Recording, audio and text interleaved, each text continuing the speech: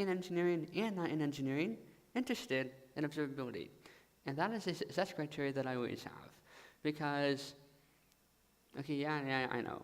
The pillars, the dashboards, the SLOs, the sleep deprivation, the sad feelings, and but that's also kind of not super relevant to most of engineering, or at least most of the business. It's a necessary consequence of having a broken system and dealing with it. But it's not great, right? You don't want that. You just need to get it. So if you don't want that, here's my guide to rolling out observability when you have a shoestring budget and no shoestring. Step one, people mess this one up a lot. If you start with an engineering champion, if you go, I need to convince the engineering leaders in my organization that we need this observability thing, that we need to invest in it, you're not really going to necessarily get to the right place. Because in order to do any initiative in engineering, you already have to be able to convince them.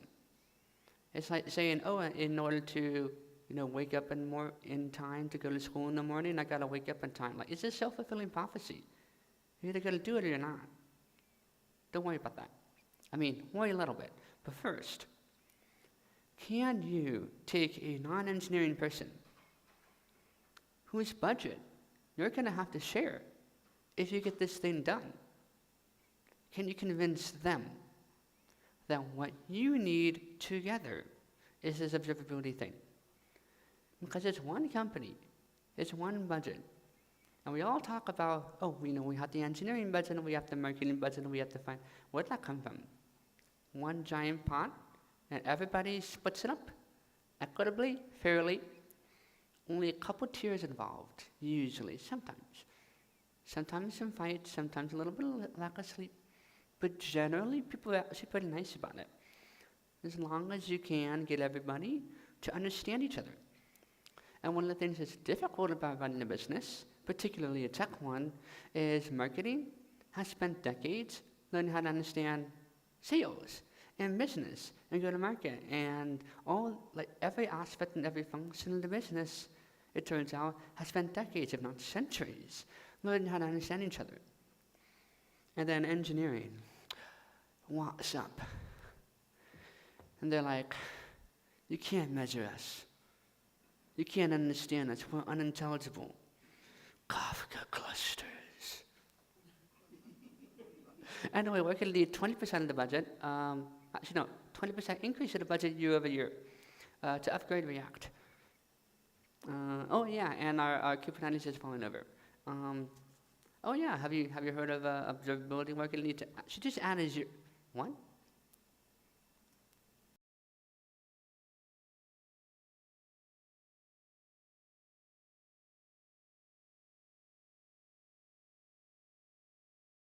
People that haven't spent any time whatsoever understanding how to tell other people how they contribute to the business. Engineering is in kind of a weak spot on that. So here's your practice. You're saying, oh, this thing of how to understand engineering. We're buying a thing to help us understand what engineering is doing. We're going to make that understandable to the business. Well, if you can't do it here, it's not going to work when you roll it out. So my favorite people to tend to look at are the people with a lot of budget, and they're really good at teaching the rest of the company why their budget is useful. Have you ever noticed that? Marketing can break it down super well. Sales can break it down super well. Security can break it down super well.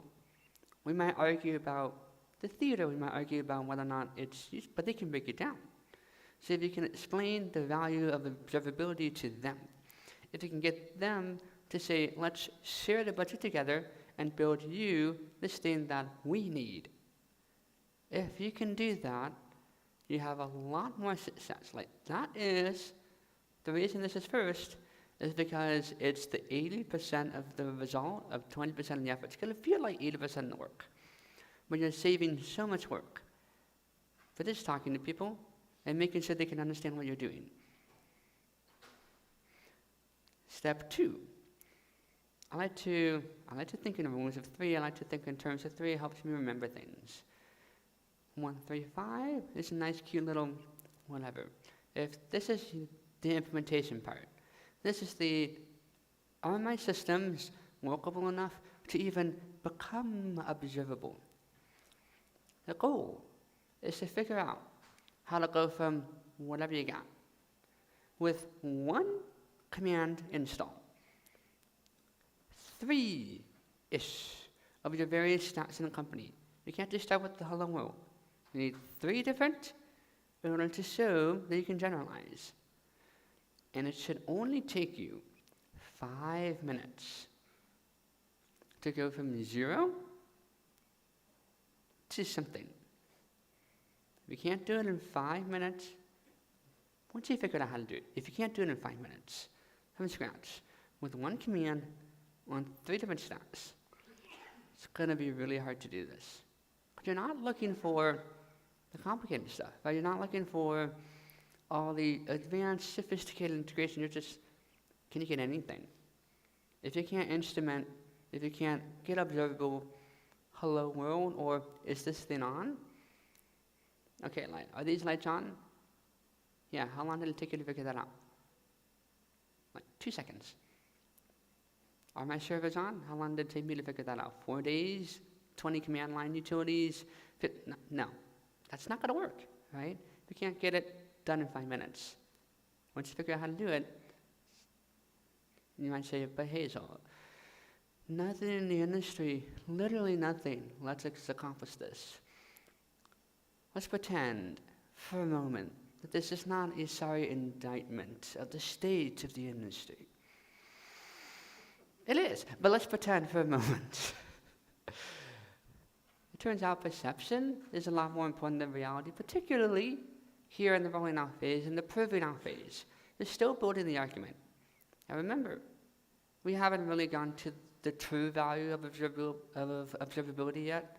The true value comes not just from are the lights on, but being able to build up from that. So perception matters a lot. Okay, so let's try the 135 thing again. Let's try it again. Remember, nobody has time. Nobody's got energy. You're underwater. You can't do it in 5 minutes. Well, if you can't do it in what feels like 5 minutes, if you get someone nerds tonight to cite on it, maybe they spend an hour, but it feels like 5 minutes, that counts. Maybe it's not 1-step command. Maybe it's a 1-step opt-in.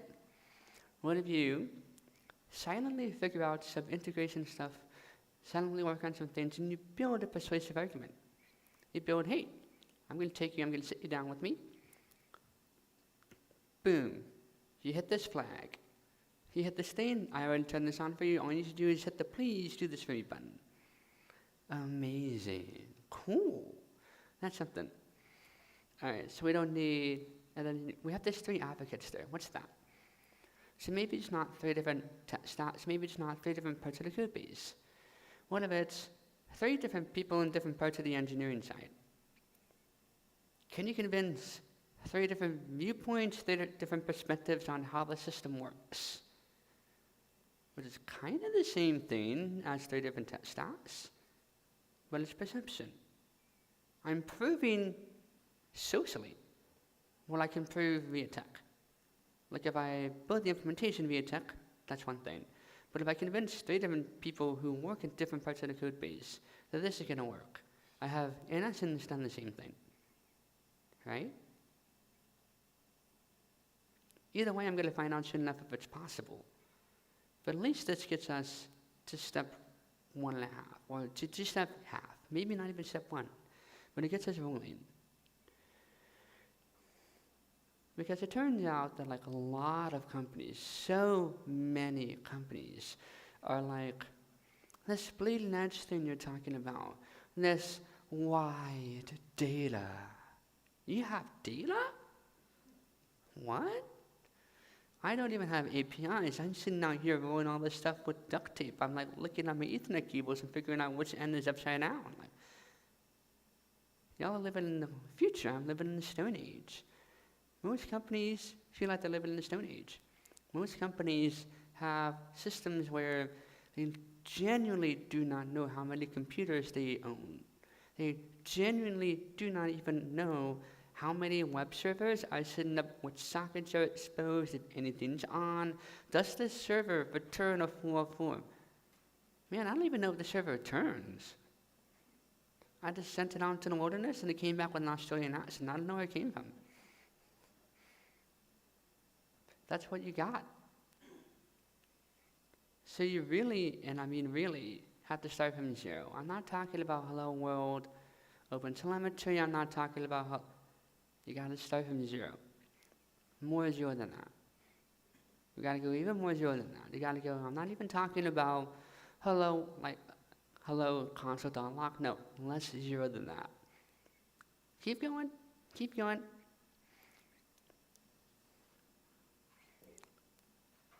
Can I just ping it? Okay, that's something. Can I? Anything. If you have zero information, a single bit, a single 1 or 0 in the right place is more information than what you started from. So start there. I can't tell you how many times people have spent 3 weeks or multiple weeks, multiple days, tens of thousands of engineering time and effort trying to build out this observability integration, and then they come to me and they're like, hey, so I'm kind of confused. This is really hard. And I'm like, can you poke it? Can you just boop? And they're like, I don't know, I've never tried. And I'm like, what are you doing with 50,000 lines of YAML then? What? You haven't even tried it yet. You haven't even poked it. You haven't even kicked it to see if it's moving. You got to start from so small it feels trivial. Like literally command line utility, ping it, ping the IP address. Can you do that? Cool. That's something. That's your uptime. Once you've done that, usually you'll find that you have a huge amount of existing, calling it observability might be a strong word, but a huge amount of existing something.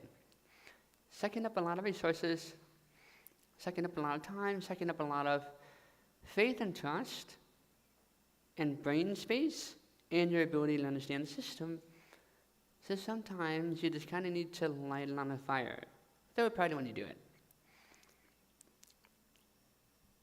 But you say, Hazel, I can't seriously do that. What? We depend on these systems. Do you know how many people won't be able to install their emoji packs if we go down for more than like 10 seconds? This is critical infrastructure. Okay. But really, seriously, if you can show and figure out the ROI or anything about your system as it exists, what you're really trying to do here is you're trying to take the sunk cost fallacy of what you have existing and get people used to the idea of taking that step back and going, here's what we're spending. From scratch, let me justify the value of that. Turns out, you probably can't. And also, a lot of this infrastructure, especially some of modern stuff, if you have all your observability, you have all your telemetry-ish kind of stuff going on, sucking up a bunch of money and everything, how many times have people looked at it? Ever? How many times has it ever been useful in an incident? If you really sit there and you look at it, actually, you know what? You can just try it. You can just turn it off. Worst that happens is you roll back your code base and you roll back your deployment, or you clone the server. You can even, if it's spinning disk, you can unplug the server, you can take the hard drives, you can image it, copy the ones and zeros. It's possible to try something out and undo it. I have yet to see a system you can effectively undo, including the really, really complicated ones where you definitely shouldn't undo it. You can usually still figure out a way to see what value it's actually giving you. Because again, if observability is about understanding your system, you should be able to understand the value of the understanding of your system. You should be able to know the cost of the thing that is helping you understand the cost. But if it can't understand itself, how is it supposed to help you understand the rest of it? Yeah? So, funny story.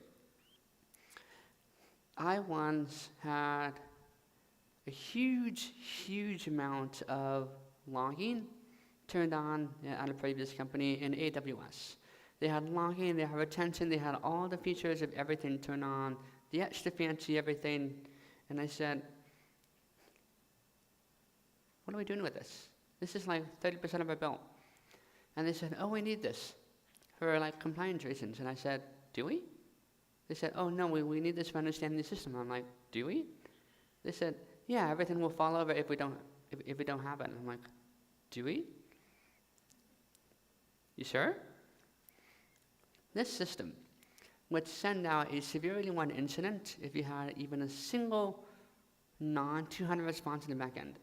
It was burning out all the engineers due to weird, spurious, broken updates everywhere. People were waking up at 3 a.m. to, oh, some random 404 happened on a non-existent URL. Oh, I'm going to go back to sleep. No. Stupid. And then, the moment I was waiting for happened. We got an email from customer support saying, hey, this customer emailed us. The system's down. Everything's in the back end. In this one area, the system is broken. And I turned to our engineering leaders and I said, oh, you mean the one with the really, really expensive the monitoring thing? That one? The one that has not yet alerted us? The one that has not yet paged us? The one that has not yet notified us in any way that the system isn't working? That's the one that the customers are emailing us about? That one? We lit that shit on fire. I walked up to the engineering leaders and I said, you have two options. We sit down, we spend the time required to take this alerting, to take everything that we think it can do, and make it able to do it. That's going to take probably about 2 months. You're going to have to stop a lot of feature work. You're going to have to stop a lot of development. It's going to cost probably 20 headcount over like a month or two. Because what we think it can do and what it can actually do are this different. And if you want it to have the capabilities you think it does, it has to be here. Or, it turns out we have an extremely effective alerting system in the form of email, why you can just use that, in which case I'll turn off the entire alerting and monitoring system. Because that's what we're already doing. That's how it's already working. And they chose that option. And so we turned it off. We saved a bunch of money, and we got to put that money into making the system more reliable. In fact, I didn't even need to do anything. The system became more reliable because the engineers was not so sleep deprived anymore. The engineers are able to focus on actually solving the problem. They were able to write better code. They don't have to worry about weird nonsense. It started fixing itself once you had to take a critical look at what it's doing and how it's doing it and how accurate it's actually doing. You can't just buy a capability without actually figuring out if it's doing a thing. Here's another story. Different company. Don't worry, different company.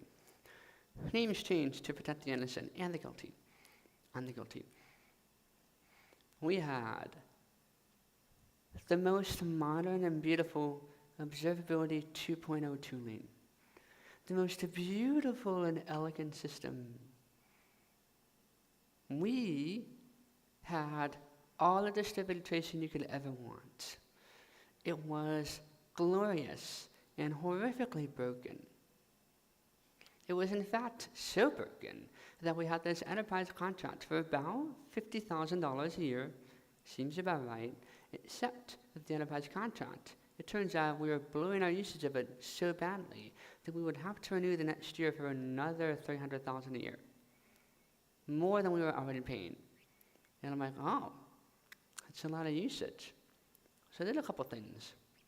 The first thing was, are we sampling anything whatsoever? Turns out no. So I tried that. Cool. We dropped an order of magnitude, and the 2% in the system where the sampling worked. The other 98% of the volume was the broken system. Completely broken. The sampling didn't work, the tracing didn't work, everything else didn't work. You had 2-week-long span to the whole bunch of things just like dropping everywhere, missing data, corrupted data, and I'm like, the system's supposed to work, right? Like, what's going on? And so after about a month and a half of digging through the entire source code, digging through and understanding everything that's going on, it turns out there was a single line in the YAML file dictating the buckets of where the sampling came from. And that, due to an implementation quirk in how the collector worked, was defining the unique ID as the concatenation of the ID of every single span in a trace, which meant that if the span deviated in any way from any other span that looked like it, you had a different unique ID. So of course they were all different. The sampling didn't work. I tried cranking the sampling up to 1 in 50,000 and it still didn't work. So finally I changed one line of YAML. One single line of YAML. We went from over 330 million events per day to 2.5 million per day. Like that. We went from, we need to spend $350,000 a year on this thing, to we fit in the free tier. We need the enterprise one for, like data contracts. But we fit in the free tier now. I'm like, cool.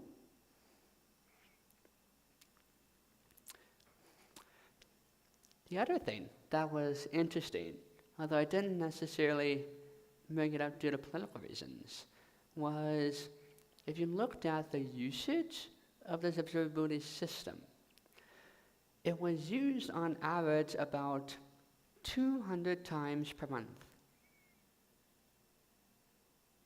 You're spending $350,000 a year for something that's used 200 times a month, of which me debugging why the hell it was broken was 80 of those times.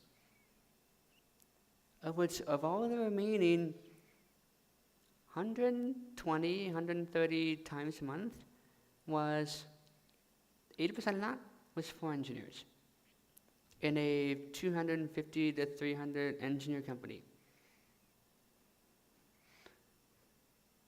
So you're spending like $5,000 per engineer per query or something? You get that much value out of your system or no? Pretty sure I've never seen anybody get that much value out of a single query, unless it's maybe like a Google-sized query and they know exactly what they're doing and they know why they're doing it. But usually that's a bad idea. So if you want one single trick, the fastest way to get any observability vendor to hate you, track how many queries you're actually running per person per month. If you want to get even spicier, you can track how much that is, per your budget, right? Per how much you're actually spending. It's very funny. But okay, so you get past that, and then you go, okay, now that I'm trying to think about rolling this thing out, now that I'm trying to do the thing, you're going to have to go with what implementation do you want? What tooling do you want? What tech choices? The things engineers love to nerd out about. They're like, oh yes, I have opinions on tooling. And I'm like, have you ever used it before? They're like, I have opinions, I saw it on Reddit. It's fine. It's fine. They will die on hills they've never seen. It's fine. Whatever. Give them what they want. Don't give them what they need. Here's the thing. You have a social contract with your engineers, with the rest of your company. The social contract is, we're figuring out how to teach the engineering organization how to understand the system. You're building a system. How do you think you need to understand it?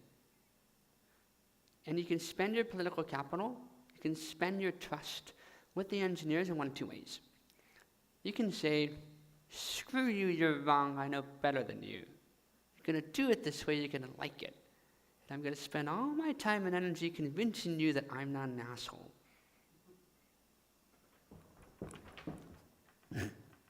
Or,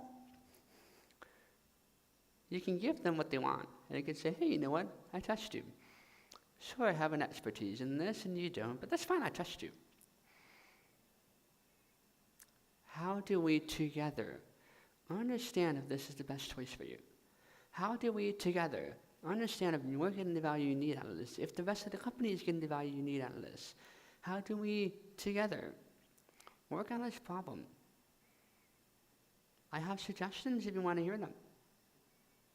I have problems. I've done some of this before. I'm sure you have too.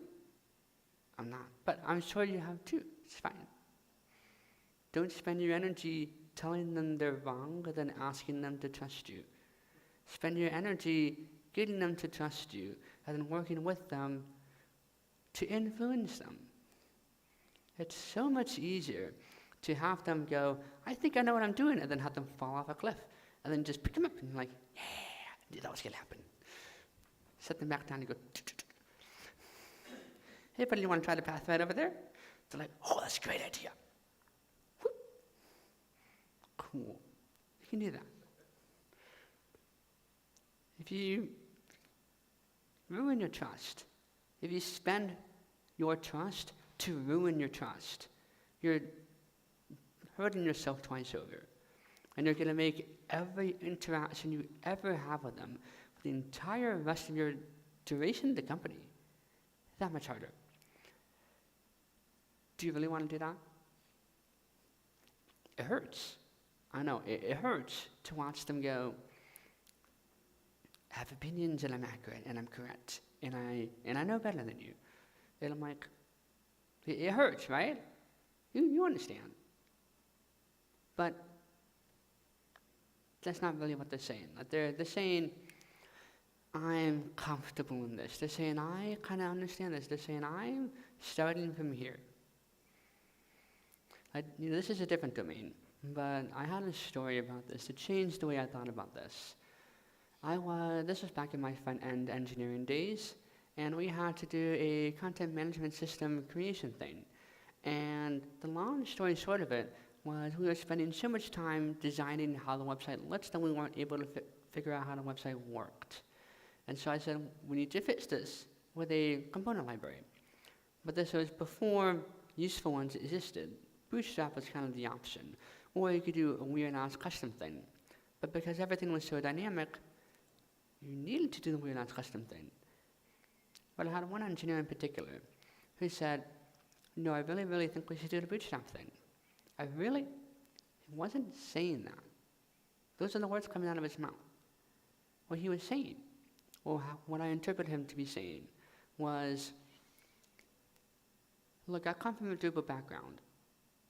I did the PHP thing. That's what he was saying. That's what I heard. And I come into work every day and I feel stupid. I come into work every day and I work on a stack that I don't understand. And I work with tooling that's fighting itself. And I work with this and I work with that and I can't understand the documentation because it doesn't exist. And you're telling me that instead of using the thing that I know that solves a problem similar to this, instead of using you wanting to go and build your own thing, you think you're smarter than the entire rest of the industry? You're going to make me even stupider. You're going to make me feel even stupider. What are you doing? And so that was the answer that I addressed. And I said, look, I will be with you every single step of the way. We have technical limitations that mean that this feels like the best path. We really do need to try this. But I'll tell you what, I'll give you a month. If you're not begging me to keep it in a month, I'll undo it. I'm going to work with you every single step of the way. I'm going to write the documentation. If you have any questions, I will drop everything. I will work with you. I will trust you. I will trust that you trust me. In about 2 weeks after I had built that system and deployed and released it, he comes into work. He's like smiling a little. I haven't really seen him smile during stand-up in a while. And he says, Hazel, I get it. I understand why you built that. I was doing this thing, right? And he starts describing the problem he has spent all day on. All day trying to get this thing to work, trying to build it. And it's, 4:45 p.m. He's almost ready to go out and he goes, oh shit. I've only tested it horizontally, I haven't tested it vertically. Oh man. And he's like thinking to himself, I'm gonna have to rip this out, I'm gonna have to rebuild it, I just wasted a day. So but he built it using my design system, my component library. So he just pops it vertical, and it worked without any changes. And for the first time, in the entire time we worked at that company, he felt like he knew what he was doing, and he was beaming from ear to ear, and said, Hazel, I get it. I get it now. I get why you did this. It works.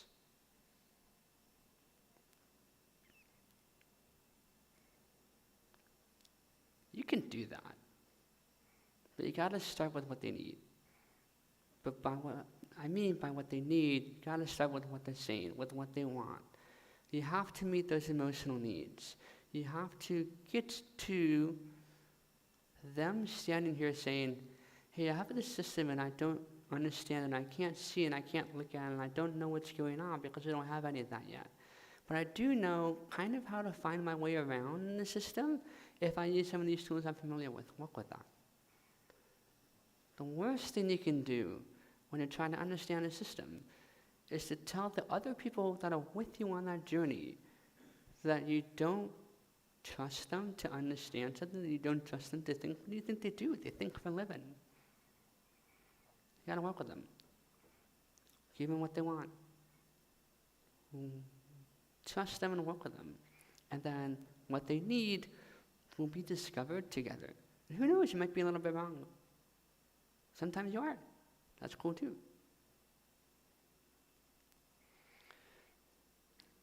So you have observability. You have something.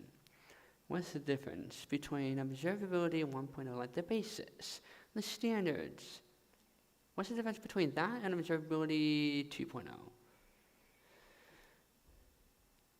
What's the difference between that understanding what you think you have versus false clarity? Here's something that's interesting about observability. When you get really, really good at understanding the system, sometimes part of the system doesn't want you to understand it. Because after all, the system is not just tech, it's not just computers, it's also people. There are parts in the system that resist understanding itself.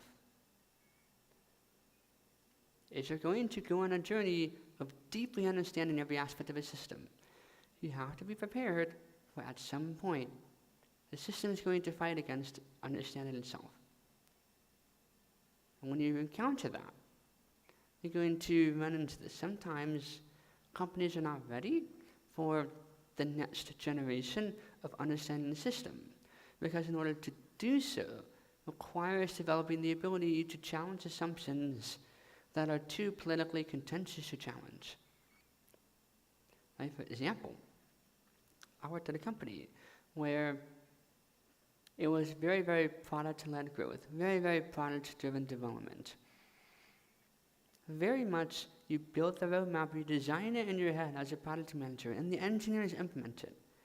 We started implementing, more advanced observability, and at some point, I got to realizing that at no point did we have the ability to segment any of our stuff by the product roadmap and show what was being used and what was not being used. And I'm like, oh, can I build that? Do you want it? The head of product said, yeah, I want that. Every product manager was like, what? Are you kidding me? You mean I have to verify that the stuff that I'm designing is useful for the company? That gets in the way of my promotion. They didn't say that. But it was deeply embedded. It was so resistant. They were like, there's no way I can put that on the roadmap. There's no way I can allocate even a sliver of time to getting better at product management. Because it wasn't about being better at product management. It wasn't about being better at understanding the system. It was, if you take something where their existence at a company, where their understanding of their own success, their understanding of their own place in the company hinges on them not understanding some part of the system. If you insist on understanding that part of the system, you're going to challenge their very identity. And that is going to get really, really rough. Because it turns out, observability is far more about culture than it is about what data storage you have, what query engine you have. the technical capabilities are cool, but you can't really use them unless you can use them, unless the culture is there, unless the people are wanting to go and look at them and understand them. If I say, hey, your promotion depends on you having a certain amount of views and a certain amount of things here, and a certain amount, do you develop the ability to do that? Or do you get really, really good at convincing everybody that you actually had it and you don't have to back it up with hard numbers? That one is way easier to get promoted with. Not having to back it up with hard data? Oh, hell yeah. I can ChatGPT a really convincing argument all day long. Hard data means I have to actually do something that the market wants. That's way harder. But if my promotion depends on, right? So you can work around this. Right? There are ways to, but you have to understand the culture. There are ways to say, okay, so page views per certain types of segments mean that compromises something over here. That's cool. If you aggregate that data in a certain type of way, you don't get page views necessarily. You go, okay, what's the next type of question that I want? I want availability SLOs. That's not legible as page views per service or per product endpoint.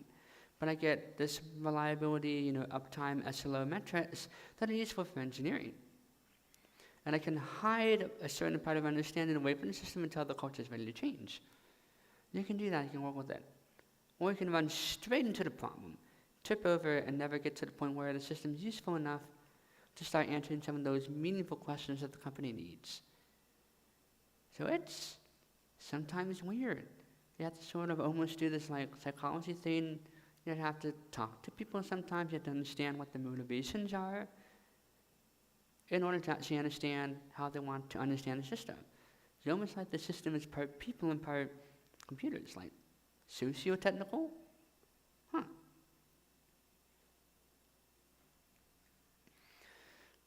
There's also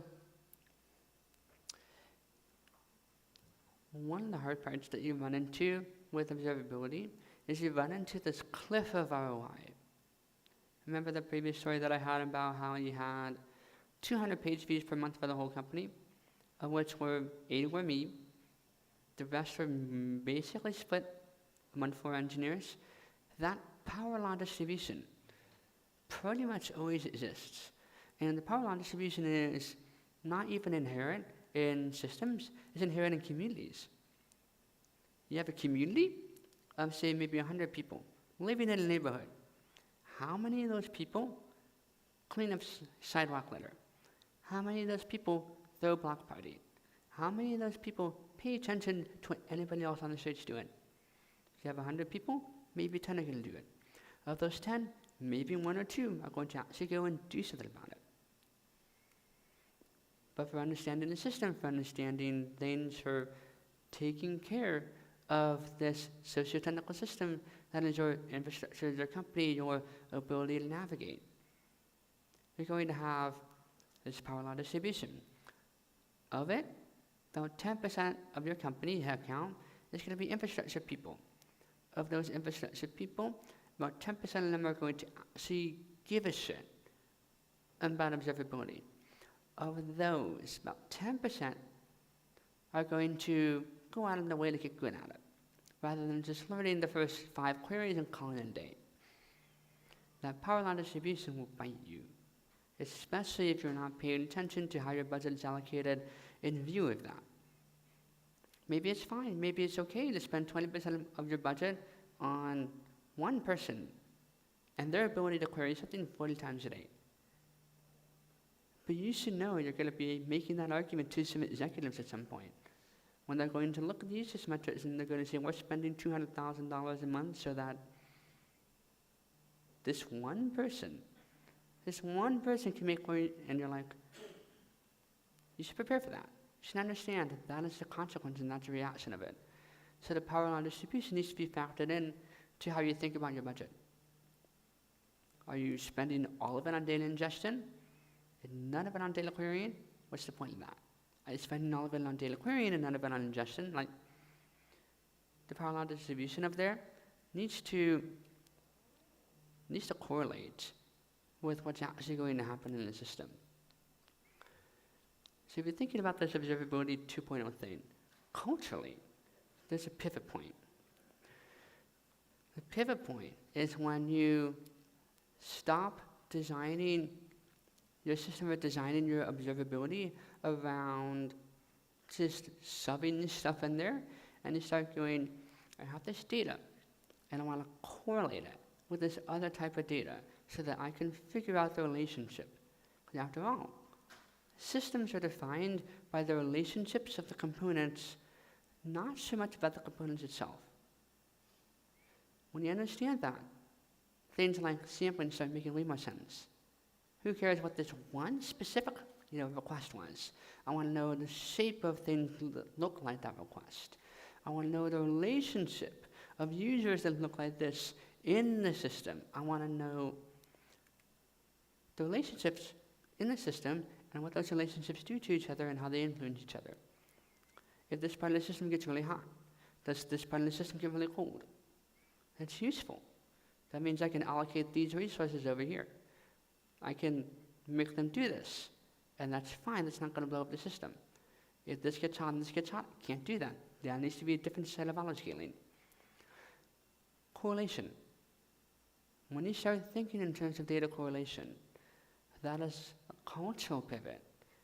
Because you, as the engineers, as these infrastructure people are going, you're starting to think in the system in terms of the shape and the flow, which is really cool. The second one is those who build query. They don't have to be, you don't actually have to have those who build it, run it, ship it, and query it. Those can all be different people. But at some point, when you build software, in this type of culture, in this type of environment, you're going to go, I have a question about that. Maybe you're not on call for it. Maybe that's a different department. Maybe you don't even build it, maybe you don't even release it. Maybe those are all different things. You can have waterfall-style development. Totally fine. But at some point, the person who's building it, culturally, is going to go, I wonder. And when that happens, you should be able to answer it. When that starts occurring, don't block off access to the data. Like, come on. That is a thing in a lot of regulated companies. It's a perennial annoyance of mine. The people that, they try to lock the data away or try to obfuscate the data or control the data, and you prevent this cultural emergence from happening. If the data is important, if the data is protected, it's fine, but you need to figure out how to take the data and redact it in a certain way that it's still useful for people querying it. The querying needs to happen for those who are engaging with the system, those who are building and implementing it, need to start asking what they're doing in it. If I poke the system, it's going to poke me back, and I want to know what happens when it does that. And until that happens culturally, until that desire is there, you're not really in that observability 2.0 world. But after 2.0 comes 3.0, right? Okay, so 3.0. What's the difference with that? You can think technically, as I wrote in my blog post, something data lakehouse. Cool, whatever. Yeah, just like observability 2.0 can quote unquote technically be defined as wide events in an OLAP like columnar data storage. You kind of think of observability 3.0 as a lakehouse architecture. That's the least interesting thing about it. And you can implement observability 3.0 thinking and culture with Bash, Perl, and SQLite. So, sue me. However, you are going to have a cultural pivot point, which is something really interesting happens here. When you're understanding the system, and the system is built of people, and the system is built of technology, and specifically, you start building a system in engineering that represents an understanding and an ability to understand all of the system. It is going to at some point start to reach outside of engineering. It is going to start ingesting information and correlation and understanding causations and relationships that extend beyond just the servers. And at that point, you're going to notice that the system becomes deeply, deeply valuable to people who do not have the word engineer in their title. You don't necessarily have to force it, but look for it. Because when that happens, you don't want to waste it. I had a company one time where you had these marketing people who wanted this information, and they were not allowed to get it because the roadmap for engineering just was not there. And so I tried to get the roadmap for engineering there because they want it. They should be able to understand how the engineering thing is working and vice versa. And then they ran into like the product team who couldn't put it on the roadmap. And the product team couldn't put it on the roadmap because the engineering team couldn't understand that it was valuable for anybody else. And so you ran into this problem of the values there, people want it, but they wanted to silo it into this tiny little thing because they didn't understand that when you have a rich ecosystem of information, the more that information is used, the more it's seen, the more it's ingested, the more it's processed by everybody in it, the more it itself becomes valuable. Which means, at some point, the next biggest, in my opinion, cultural pivot is the delineation, the differentiation between what we call observability and what we call business intelligence starts to become kind of sort of arbitrary. You can think of it almost more as front ends or as interfaces of querying the same communal understanding of the system. What is business intelligence if not Power BI in front of all the same stuff that you want to know about when you're doing engineering? And really, it's amazing. Did you know that there's this thing called error budgets? So you can have an error budget and you can go, I could take this really expensive database and I could spend 6 weeks doing a live migration of this database, burn out all my engineers and keeping my 5 nines of uptime. Or it turns out that of all of our customers, this one customer has a 9-figure contract and they need the database up 24/7 except every 3rd Tuesday of the month. It's a thing. Their stuff goes down for 4 hours every 3rd Tuesday of the month. Cool. How do you know that? If you knew that, you could save weeks of effort. You could save millions of dollars of your own effort by just going, we're just going to bring this thing down for 1 hour because we have our error budget. It's within our agreements, it's within our SLAs, it's within everything else. But I need to understand a very, very deep interconnected network of things. I need to know the sales people, I need to know the customer success people, I need to know the account managers, I need to know the reliability team, I need to know the capabilities of the database team, and I need to, if all these people get together in the same room and they have the same brain and do a brain meld and just go, maybe you get that working. Or you build a system in which the business intelligence of it might go, oh hey, the usage of the system in terms of per dollar of income just drops like a rock on this day every month. And you might go, that's weird. And you can just see that. You can just see that in the graph. But there's not a single observability system and implementation that I know of today that can query that type of data. Because nobody's ever bothered enough to actually stick those 2 pieces of data together and join them, despite the fact that it's right there. It's right there. And you can even do it in a privacy-preserving way. You totally can. Opaque GUIs, opaque UIDs, totally, you can do it. Just nobody has.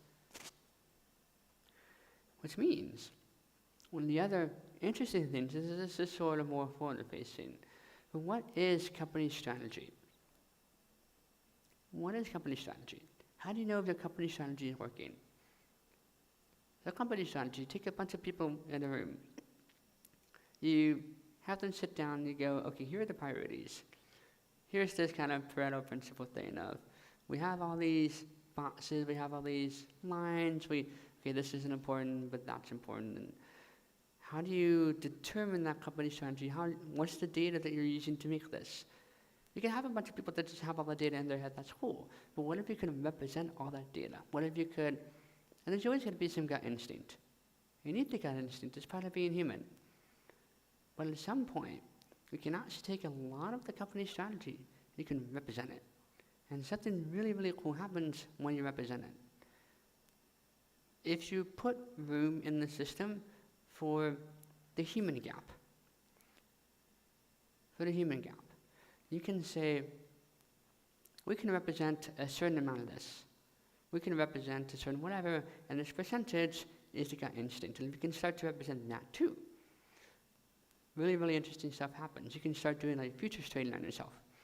You can start doing speculative guessing on how your results are going to go as you do X, Y, and Z. You can start to think, so we want to get here. We want to achieve this result. And if we achieve this result, we're going to have these business outcomes. And we're going to know we're on the right path if we have all of these sort of metrics kind of pointed in the right place. And it's a combination of business intelligence and market intelligence and sales research and all these other things, the system performance itself. We're going to make this leveraged bet in our infrastructure. We're going to make this leveraged bet in our tech debt, eliminate, and whatever. And you combine all that together. How important is it that all those bets are right? It's not that important, actually. That's what the human gap comes from. We can go, this seems a bit off. But it's not that we're in the wrong direction, it's just that we guessed, a percentage. Like that's fine. But being able to look at that, you can see where everything's going. It means that someone else can come in and they can go, and this looks weird from my perspective. It can start to bring a really, really deep conversation in very, very rapidly. It's super cool. And I hope in the next 10 years, people start to experiment with what this might look like. What does it look like in a company to take holistically your understanding of the problem domain, of the solution domain, of how you think about the future and the possible futures? How do you represent that understanding in a way that combines what you know, what you speculate, what you guess, what you believe, and ties it together with your observability, business intelligence, all of these things, into a picture that everybody is collaboratively working on together and developing a process to ask meaningful questions, get useful answers, and then act effectively on what they learn. Any questions? We have 40 seconds left.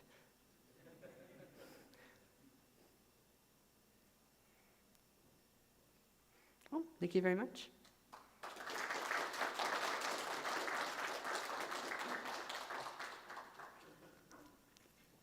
I will be in the hallway until I am nabbed by someone and whisked away. But if you need me, you can find me before I disappear forever. It was great to see you all. I am Hazel.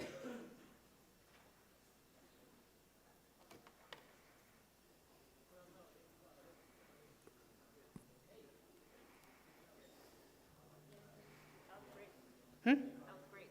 Thank you. I'm going to run off to Autumn's talk. I'm going to Autumn's talk. Okay. It's 2:11. Her talk. We need that too. What do you think, Brian? Was it worth it? Oh, what? Do you want a picture taken with both of you? Oh. I'll do that. Oh, sure.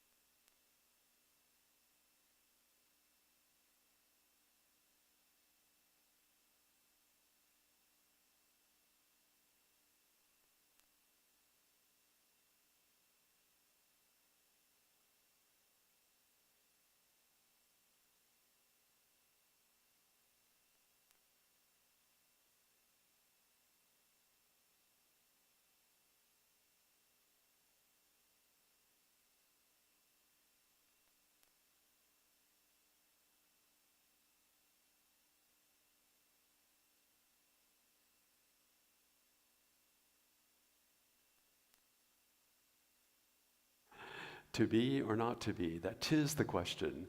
Whether 'tis nobler to suffer the slings and arrows of outraged fortune, or to take arms against a sea of trouble, and by opposing to end them. All right, first question, how did you know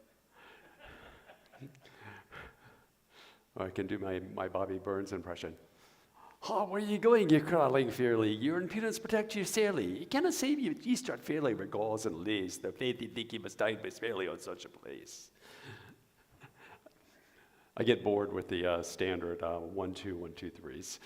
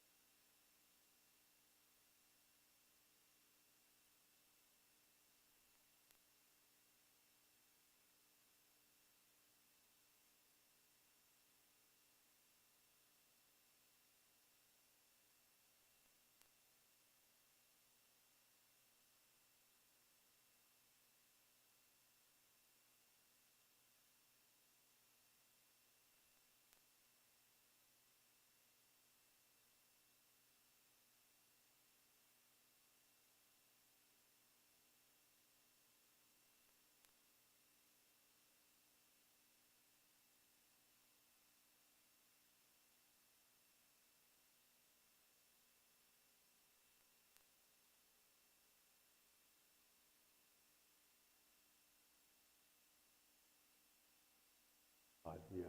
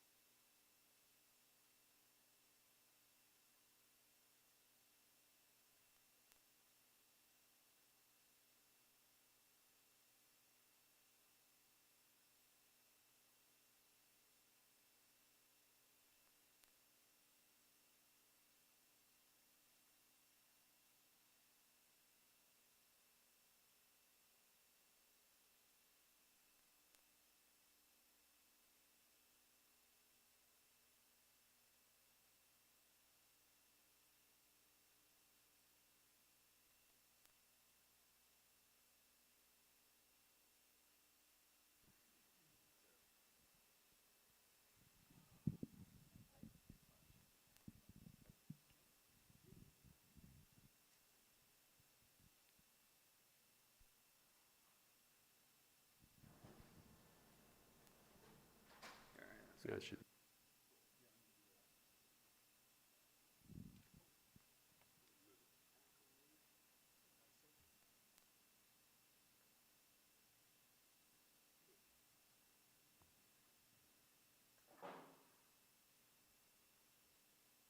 Okay.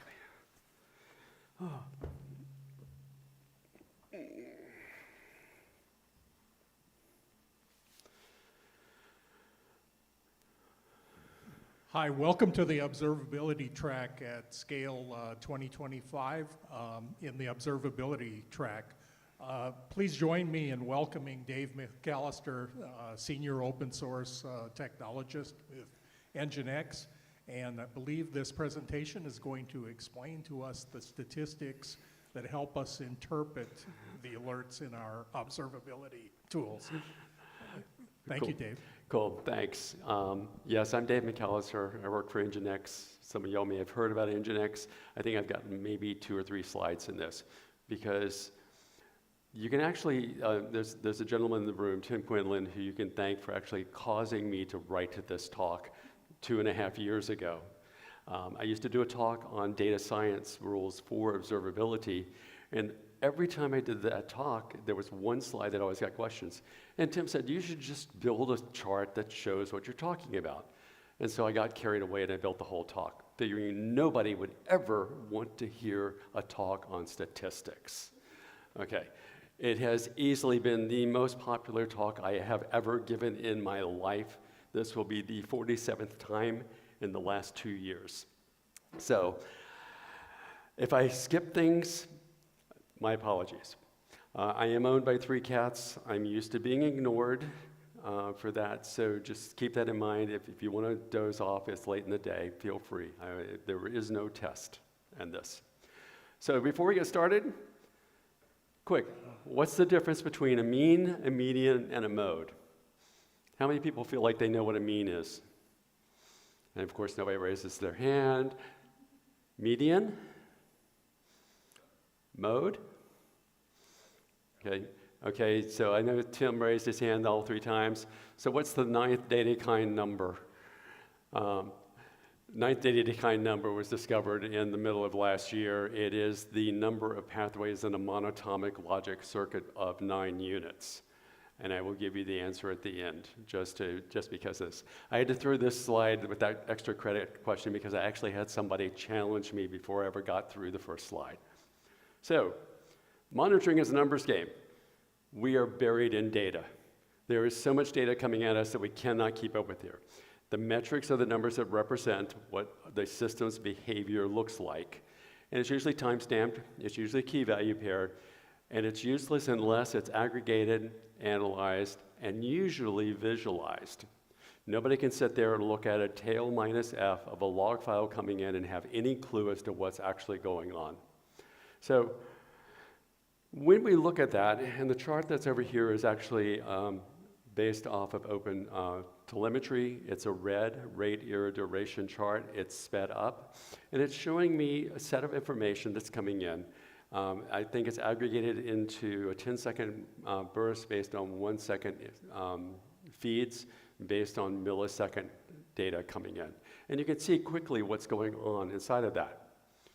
So what are those numbers trying to tell us? Because those numbers have got to come out. That's the analysis part. So using my little bit, Nginx is an open source project. One of the most popular are web servers, reverse proxy servers, mail servers, load balancing, caching, you name it. It's kind of across the board here. And we look at things constantly when we're doing that to say, what's going on? What are the pieces of information? And to do that, we're actually going to be looking at the things, the open metric stacks, or the plus pieces which add an API into this. There are lots of things that we can look in here. But again, what is the data actually telling us? Rule 1, the most essential metrics to track are the ones you need to track. And I can't make it any better than that, because everybody needs to track something a little bit differently. But some questions you need to think about are, how do you deal with things like outliers and spikes? Spikes can go up or down. Keep that in mind for this. How do you get a representative value when things build upon each other? So you build a stack of results. How do you build those? And there are very specific ways of doing that. And how do you get a value of things that change over time? So how do you represent time in your equations? And this is where our alerts are trying to tell us things. We trust them blindly. Quick story. I did this talk. I was going to do this talk at a Google event. Google literally called me up and said, we want you to do the talk, but you've got to include AI. And I went, okay. So I went out with one of these things, and I asked, I think it was Bard at the time, to give me the answer. And Bard came back with an answer, very clearly answered, and it didn't match mine. And I promptly assumed I was wrong. So I went out to ChatGPT and asked the exact same thing with the exact same data set and got a totally different answer. And I went through 5, and I got 5 different answers. Well, as much as I hate to admit it, Microsoft Excel has the function, so I went and plugged the data into Excel and came out with an answer that matched mine. And I felt a lot better about that at that point in time. But don't blindly trust the machines. They are not necessarily correct. Know what they're telling you is that. So let's talk about mean, median, and mode. This is a data set of 61 items. Almost all of these are a measure of central tendency that go into here. So a mean, measure of central tendency, and usually represents an average value for a set of data. The mean in this case, the one y'all are all thinking of, is 5.444. The median is the center item of the sorted list. Sort your list, count up and down. The one in the middle is what your median is. And the mode is the value that appears most often in the data set. And they all have different uses, and we'll go into that. But mean is 5.444. Or is it? Could be 4.130, 2791. Honestly, all 3 of those answers are correct, because I started off by asking you a trick question. I didn't tell you what kind of mean I was asking for.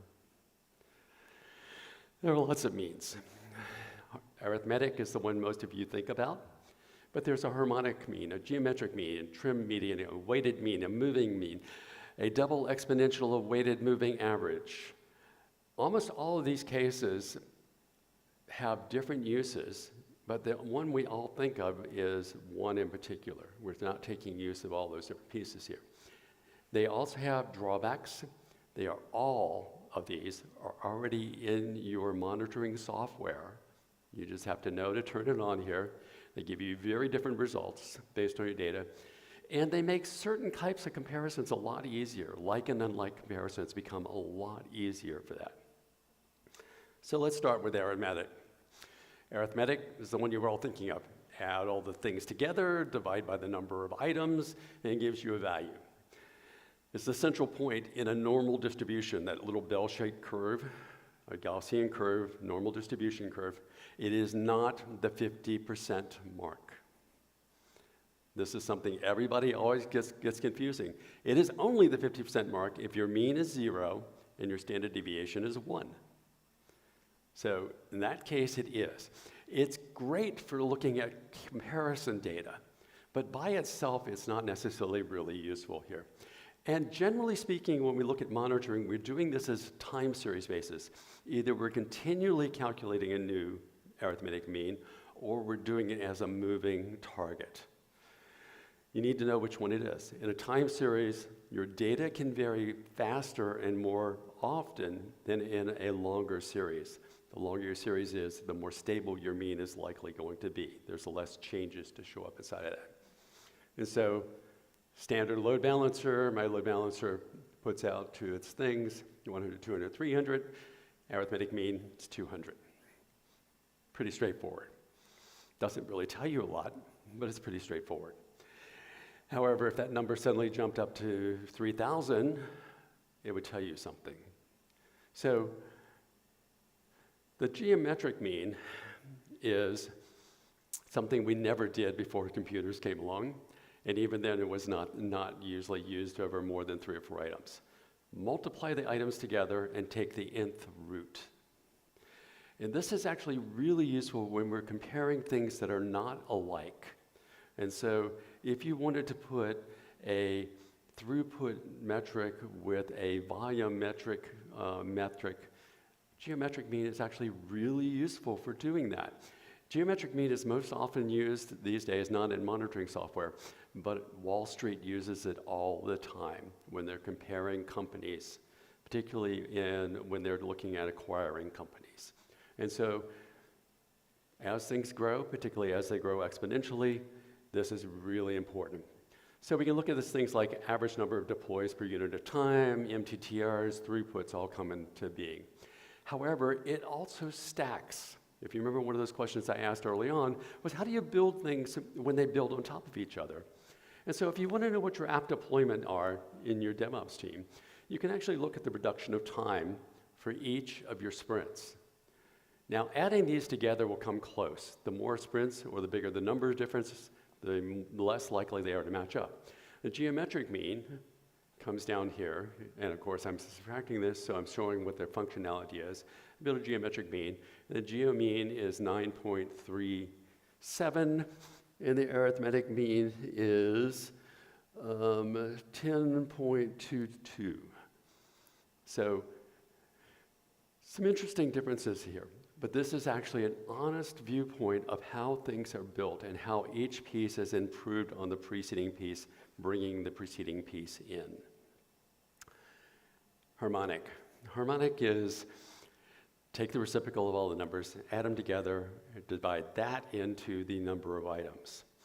And it was known as harmonic because it actually matches musical scales really well. And that's the reason it got named harmonic, of all things.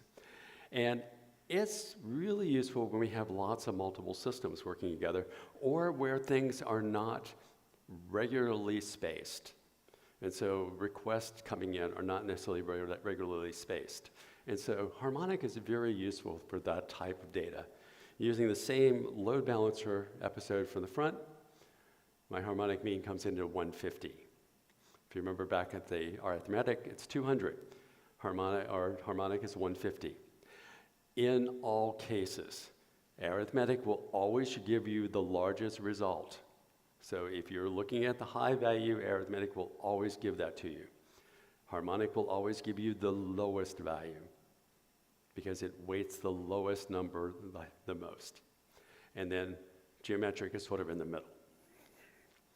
So DevOps performance within a range of functionality becomes really useful. If you're looking at things that are in terms of use cases of how much something is getting used, Harmonic will give you a very honest answer into how things are performing in terms of use categories. So let's talk about mean and how means can lie to you. And this is not a DevOps one, but it's fun. In 2023, the average income per person was $59,000 and change. The average household size is 2.63. Therefore, household income is obviously $156,179.92. 179.92. Obvious, right? Wrong. The actual answer is $109,063. But it's obvious that the math works, but things will lie to you. If you use this mean structure for what's going on, and you want to make $1 million, you just need to have 14.8 kids. So keep in mind that the mean is trying to tell you what a central tendency is. And that's really all it's trying to tell you. And when we start looking at sort of a use case model, this was done in one of the talks. One of the people came up afterwards and said, when I'm doing consulting work and I'm looking at their, quote, observability numbers, I take the latency and I multiply it times the throughput, and that's the number that I use. The problem is that it doesn't weight either side. So if you look at this, my suggested metric for these first three is all 10,000, but my latency and my throughputs are drastically different in terms of what's going on. So this is the moral equivalent of a geometric mean. And it's very useful, but down here at the bottom, you can actually see what the arithmetic mean, the geometric mean, and the harmonic mean all look like for that same set of data.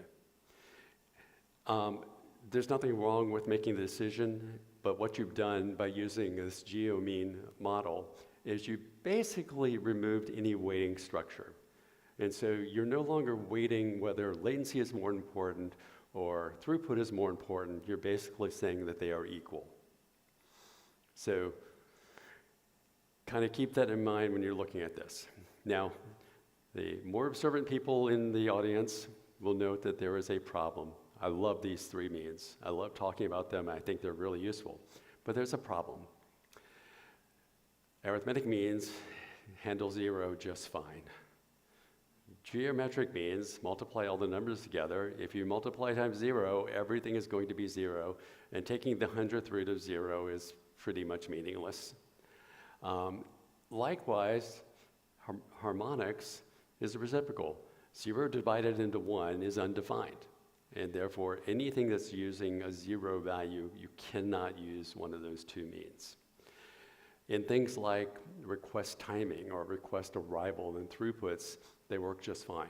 You very seldom have 0 as a request time or 0 as a throughput time.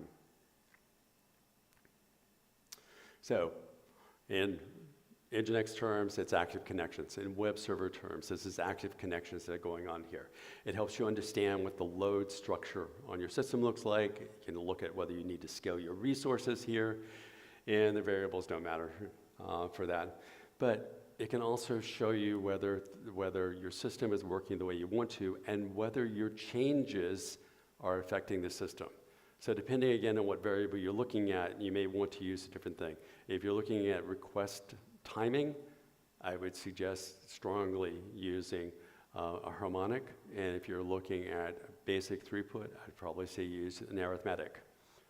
So that's, by the way, that is in my humble opinion. So, okay, median. Remember, median's the central value in a sorted set. This is the whole set of information that caused all the grief, because in observability, we do a lot of alerting on things like historical anomalies or sudden changes.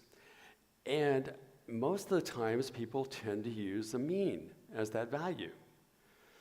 There's a problem with that. Means react to the latest set of data inordinately effectively. And as you can see, for instance, two charts. I think the red is the median and the blue is the mean. I can't read my own notes down the bottom. But you can see over time, things sort of flatten out, things sort of stabilize. Now imagine that you've got a mean of 25, 25, the median at 26. So your normal behavior is around 25, 26 for this. And you suddenly get a spike.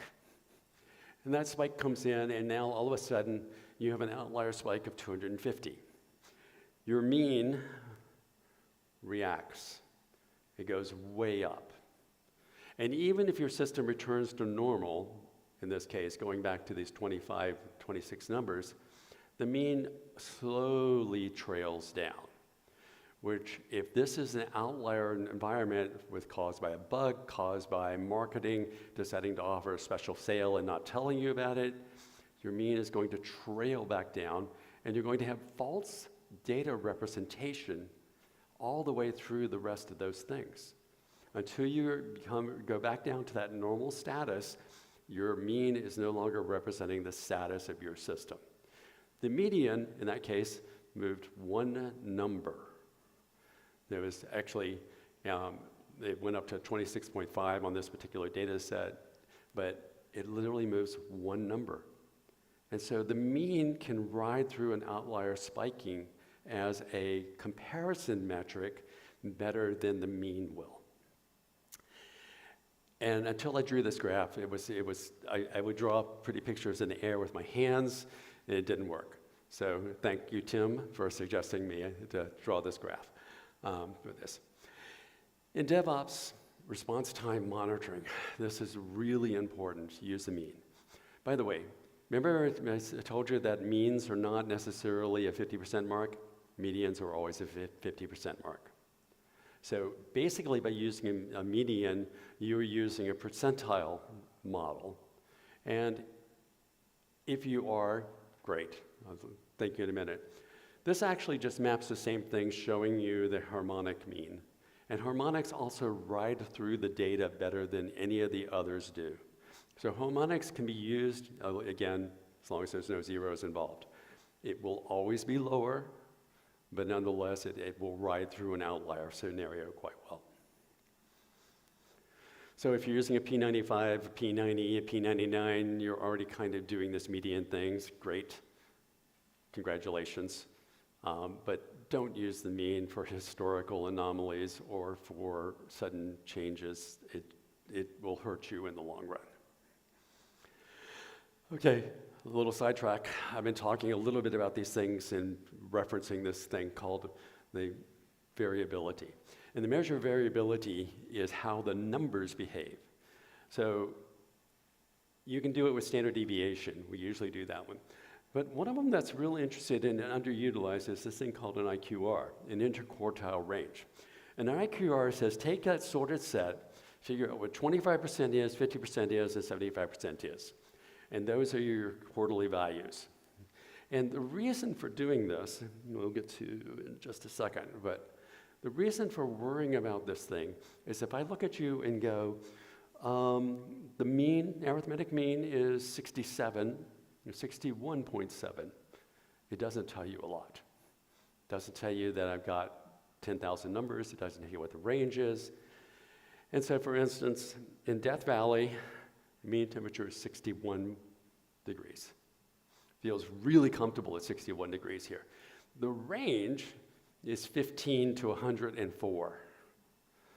So knowing what the range is equally important to knowing what the number or the metric is. And quite often in our monitoring, we only see the number. We don't actually see the range. And so what can happen down there is that, for instance, in two samples, I can have two sets of data with exactly the same mean and vastly different standard deviations. So my range is incredibly important anytime I'm talking about the mean. And if somebody just says, oh, the mean is blah, they're hiding something. So always make sure you get a range involved in that. Now, back to interquartile thing. The reason for it is this totally rule of thumb. There is no math specifically behind this, but it's quite often used. It's called an outlier formula. The outlier formula takes that interquartile value and says, what is this range between Q1 and Q3? Multiply that by 1.5, and then take that and add that to each end of the Q1 and Q3. And any numbers that fall outside of this can safely be considered an outlier. And this is something that, again, there's no mathematical basis for this, but it's something that statisticians use a lot because it's a great quick rule of thumb for those. Now, you'll probably see other pieces of data that fall inside of here. They may be considered outliers, but anything outside of this space is way out of range. So the mode, most common set inside of here, usually histograph. We don't use it on our dashboards very often, but it's really important if you're looking at log analysis or user behavior. You see a lot of mode get used in security. Look at a log file and see how many failures. If failures are now coming in from a single source across all these different pieces, it's really important when you look at that. So mode is, in a sense, a indirect indicator of problems, but again, not often dashboard, except again in financial. You see a lot of financial things where people will go, oh, my mean is 97 cents, but my mode is $1. And so there's a different model that shows up for those pieces. Okay, sidetrack number 2. There are 2 types of statistics. There's this thing called descriptive. And descriptive is using the entire data set. There's also this thing called inferential. And inferential uses a sampled set. So if I'm, for instance, talking about every single person in the world, I cannot use descriptive. I have to use a differential, an inferential model for this. Both get used for testing, both get used for trend analysis, both get used for visualization, but this leads us to a discussion on sampling. So monitoring is that data problem. One of my former customers I worked with at a former company did 43 terabytes of log files an hour. They added basically distributed tracing to this, and that number went up to about 91 terabytes per hour of data. No one can be descriptive with that much data. I don't care who you are. I don't care how smart your AI is. I don't care how many qubits you can put on your system. Nobody is handling that data for the next 100 years. It just ain't happening for that. So we usually end up sampling. And sampling can run a range from purely random to purpose-based sampling. And in observability, for instance, when we talk about distributed tracing, we usually have head and tail-based sampling. Head-based sampling is totally random. Figure out before you ever see the trace which ones you're going to save. Tail-based sampling, which is not actually sampling, says look for a condition to be met and save the data at that point in time. Now, why do we even care about those various things? So these are 2 samples, 2 different feeds. Now, they're not exactly identical because they were done with 2 different time sets. This one is sampled. And if you notice, there's one tiny little blip that's showing an error down here. And the latency, I've got one thing that's out here in the 1 to 2 second range. Using the exact same model running a few seconds later, not sampling, you can see I've got errors all over the place. Not huge, but I've got errors in lots of different places here. And my latency range is 25 plus seconds. In, again, e-commerce, anything over 3.7 seconds is considered a lost sale. Those are Google-based numbers. So if you're looking at this one, you think you're fine. You're not losing any sales. You look at this one, you're losing sales. So know what your sample is trying to tell you and make sure that you're sampling. The reason that you can say that tail-based model may work is the tail-based would actually go through and look at this and say, oh, you have an error, let me make sure that that is recorded. Whereas purely head-based random doesn't know what the results are going to be. The problem is this tail-based is not actually sampling. And because it's picking the things, for instance, errors, you may think you have bigger problems than you actually have. So if all you're doing is recording the errors, you're going to think that your system is broken. So you need to do a balance between the two. You need some that are random as well as some that are purpose driven. So sampling changes the behavior from descriptive behavior to the inferential behavior. It can hide outlier behavior depending on the model that you choose for sampling. And my recommendation, something that nobody's quite totally implemented yet, is you save everything in a block for about 20 seconds, because we know from looking at studies that if you have a code bug, 20 seconds of data recorded will usually indicate the bug. And then at that point, save a subset of random and a subset of tail-based, error-based. Someday, somewhere, somehow, I'll have enough time to actually write this thing out, but I don't have it at this point in time. Usually your metrics are not sampled. That's not true in tracing. Quite often you'll see it in tracing. It's a necessary evil. We've got to do something. We can't deal with all the data, but understand what it's telling you once again. Okay, sampling can also show bias. And people talk about survivorship bias, selection bias, tail-based sampling can usually do that. It can also give you cognitive bias, which is where your interpretation may vary across there.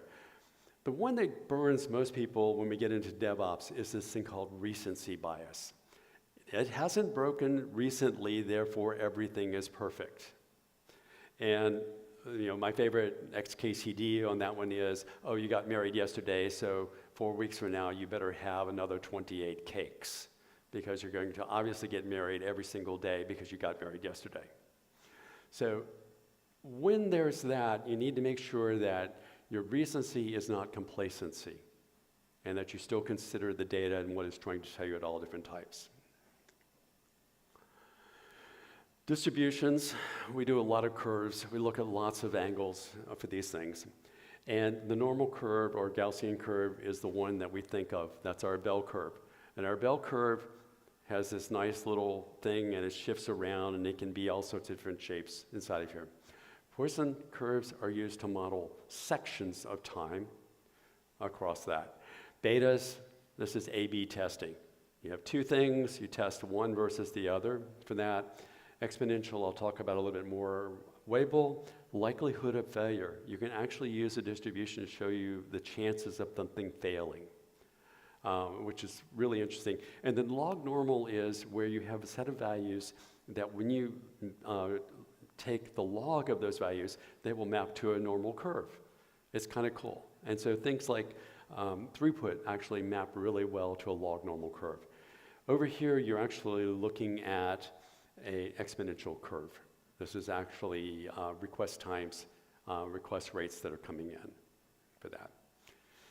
So now, back to deviation real briefly, let's talk about standard deviation, because standard deviation plays the most of a role with a normal distribution.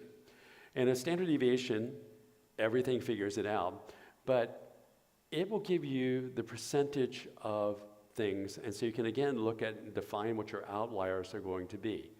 Anything in this space, 68% of your values should come into one standard deviation plus or minus, and on out.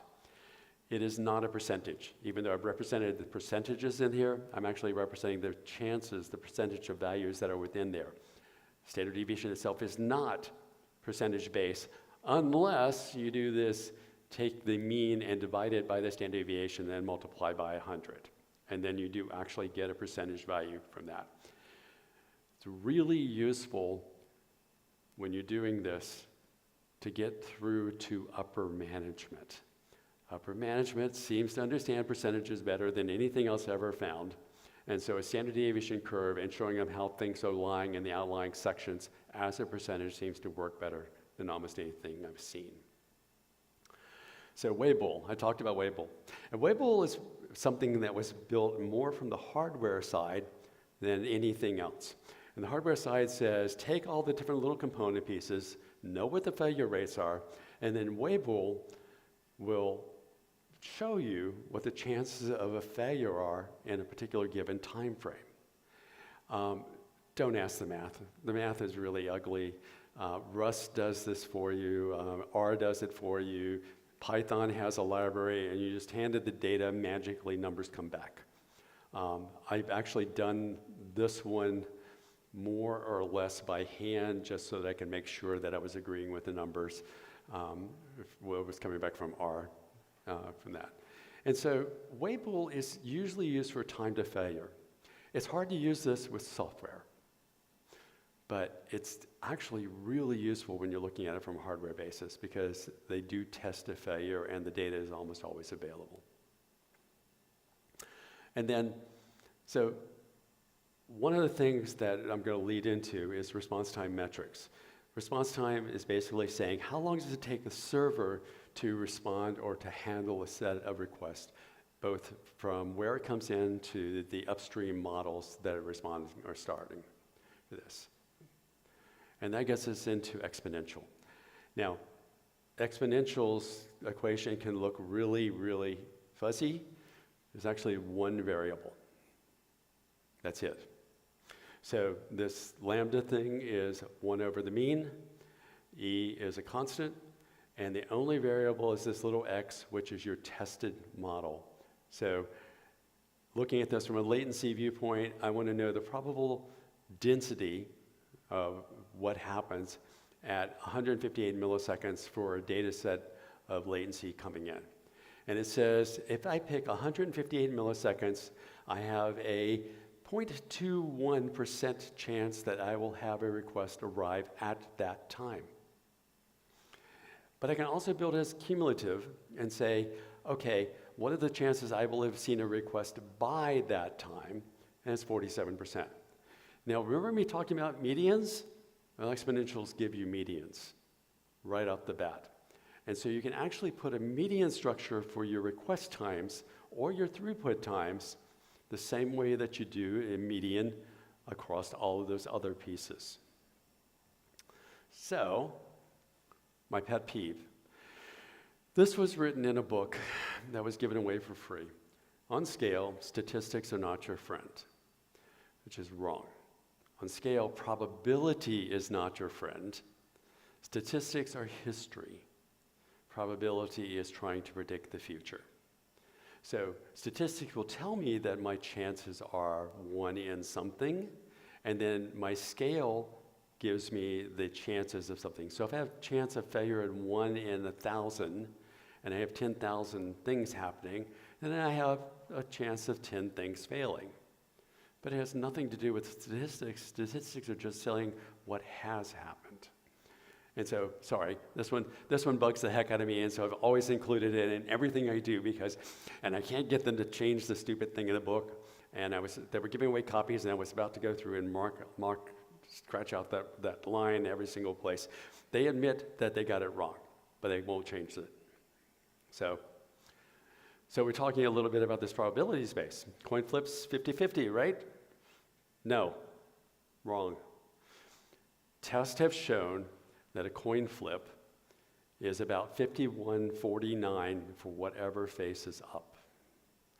Across 46 different currencies, they did 350,000 flips with live people for this, and 50.8 was starting side up. And it has to do with physics of precession, and just to make life worse, people learned to be able to flip the coin so whatever side they wanted to come up would come up every single time. So if you're doing a coin flip, ask the person to make the call before they ever see which side is up. Also, spinning is still random. So spinning is random, coin flips are less than random. So we talked about deterministic, we talked about definitive. Are you a determinist or a Bayesian? How many people are here at SRE DevOps space? Okay. Developers, okay? Developers are almost always determinist. DevOps and SREs are almost always Bayesians. Now, I'm a Bayesian, by the way. So what the hell is this Bayesian thing? So Bayes theory is really simple, and is best exemplified by this old game show, The Price is Right. In The Price is Right, at some point in time, you would get to stand with Monty Hall. It's called the Monty Hall problem for this particular reason. And in front of you would be 3 doors. Behind 2 of those doors are goats. Behind one of those doors is a car. You picked door number 1. Now, Monty knows what's going on. He knows what the car is. He knows where the goats are. And he says, I'm going to help you out. I'm going to open one of these doors. And he opens door number 2, and there's the face of a goat. And he says, do you want to change your pick or not? Okay, show of hands. How many people stay with the first door? How many people switch to the other door? Okay. Well, interesting enough, what Bayes' theorem says is that whenever you have new sets of information, you need to recalculate what you are trying to resolve. And it turns out that actually changing your pick is better. And the reason behind it, and this is, like I said, a really simple example, is that each door has a 1/3 probability of having a car behind it. You've locked in a door, so its probability doesn't change. The other 2 is 2/3 probability of wrong, 1/3 probability is right. He's now removed a door, so that 2/3 is now behind this door, that's where the car is. Now, Monty is also talking to you at the same point in time, and he demonstrated this to a reporter, did this 10 times with the reporter, and talked him out of the car every single time. He basically knew how to do this. But Bayesian theory says, whenever you have something new, you need to refigure what its impact is. So along the lines of, I think, I can't remember what the numbers are, but you've in a microservices environment and you have just deployed a new microservice, and an hour later, something's broken. And you immediately start looking for the problem. And your first step is always to look at what's happened with that deployment. Okay, great. What happens if it's not the deployment? So by looking into this, you may suddenly find that it's not a deployment issue, it's a configuration issue. In a Kubernetes environment, you failed to set a memory limitation on some other process that's now sharing the node with your process, and it's starving for memory. And so by looking at these data, you redefine your steps.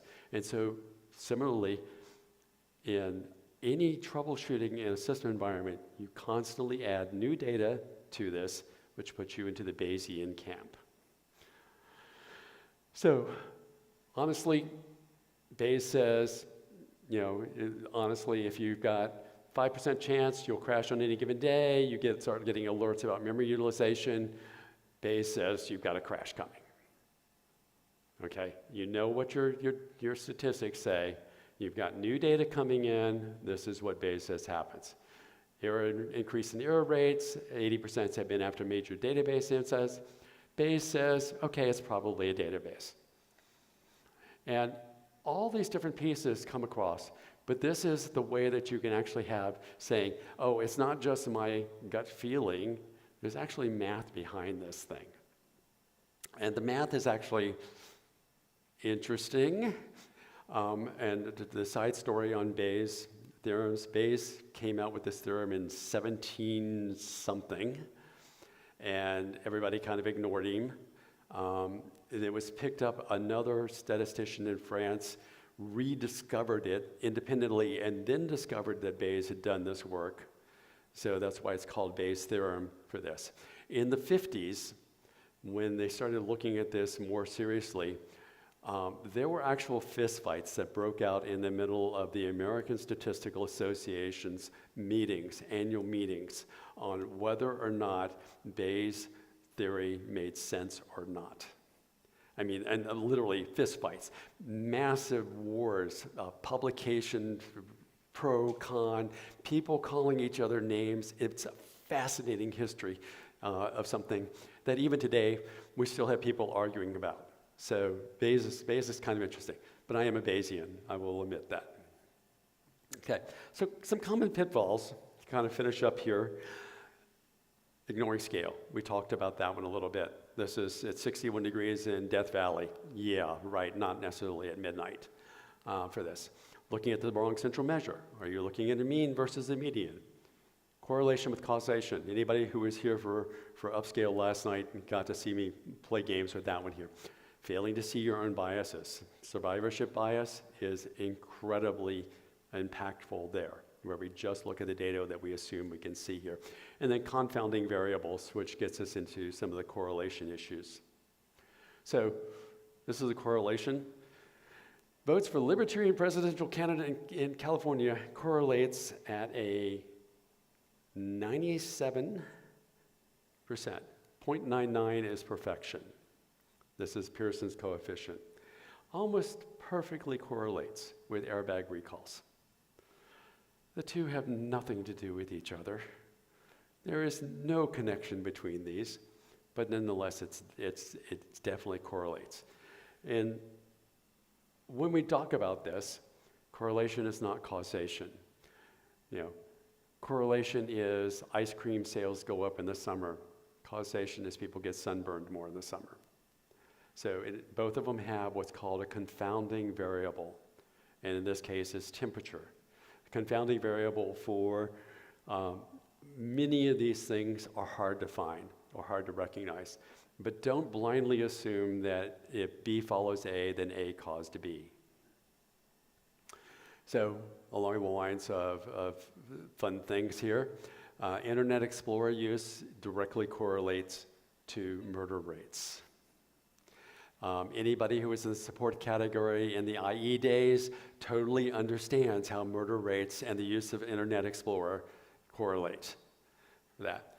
And then my favorite sneaky correlation of all time is that marriage and beer sales are almost perfectly correlated. This is a 0.97% correlation rate as well, which of course leads to the question, does drinking cause marriage or does marriage cause drinking?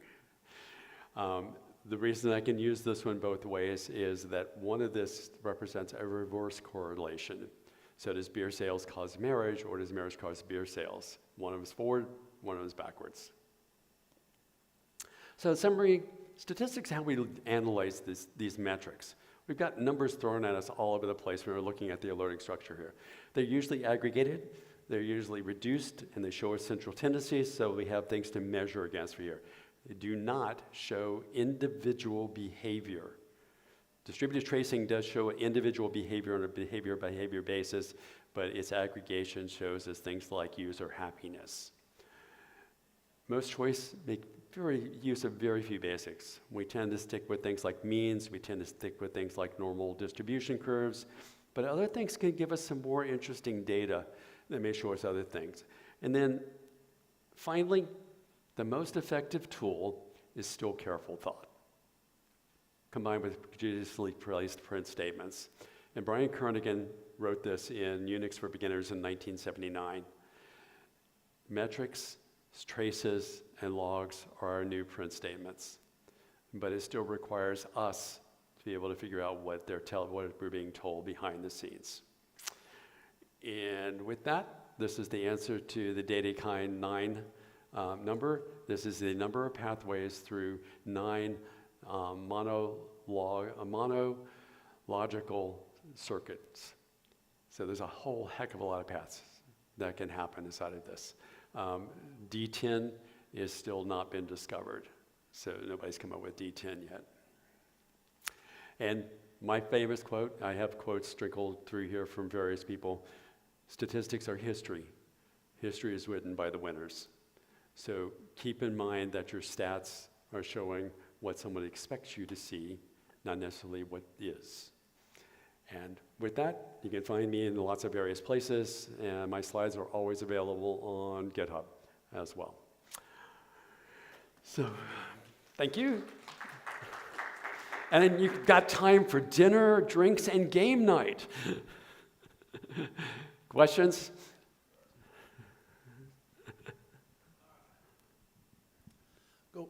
Go back to your Monty Hall slide, if you would.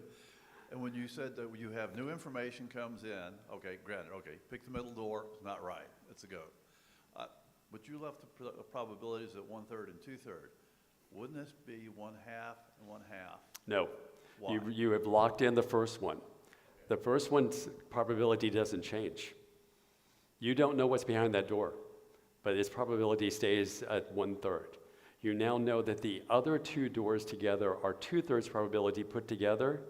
Removing one door still leaves the odds at 2/3. I know it's, like I said, this was one of the most argued about things in the history of go back, come on. The person who published that as well caught a lot of flack too. Oh yeah, everybody catches flack. Everybody catches flack on this one.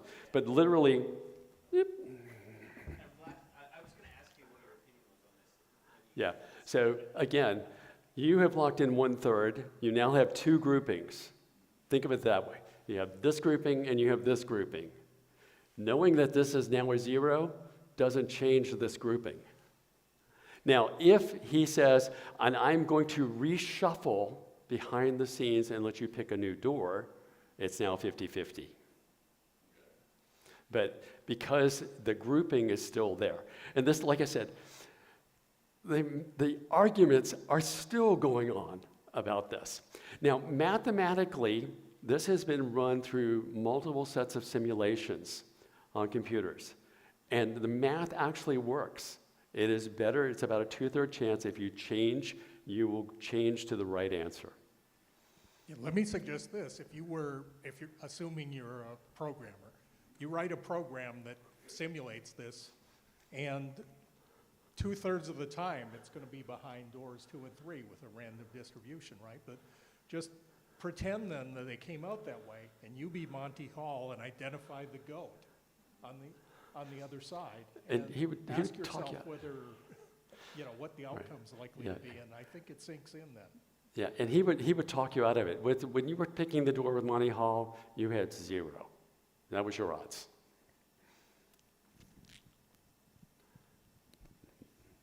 I work in data visualization, and one question that I have for you, since you're a man of statistics, I'm trying to explain to my boss that, having bar charts is better than having pie charts. But Sorry, say that last part again. You but pull the mic away. having like bar charts and having more descriptive graphs is better than having pie charts that simplify things. Because you can have a pie chart where 2 percentages are the same, but It's meaningless. it's meaningless from one pie chart to another. Right. So how would you go about convincing a less, I would say, data-oriented person? Yeah. to explain Believe it or not, you just asked one. I should throw the slides in there because you just asked one of the questions I get asked all the time.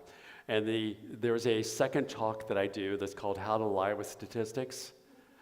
And what I do, because I do use pie charts to lie a lot for those, and I sat down with execs and I lead them through the way the numbers are lying to them. And I then show them how I could take the same sets of numbers and show them meaningful data. That is the only successful way I have ever found of convincing them, is by showing them that I can lie to them. And again, I'm D.W. McAllister on GitHub. Grab a slide deck and have fun with it. That's one of my favorite talks. So, Tim?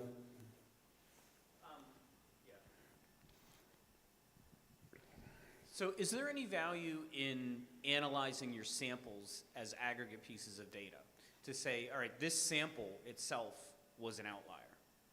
Yes, and that's actually what tail-based sampling tries to do, but it's not really sampling. Because if you are comparing a specific set of data to a set of criteria to which you have picked, then you are no longer sampling your data.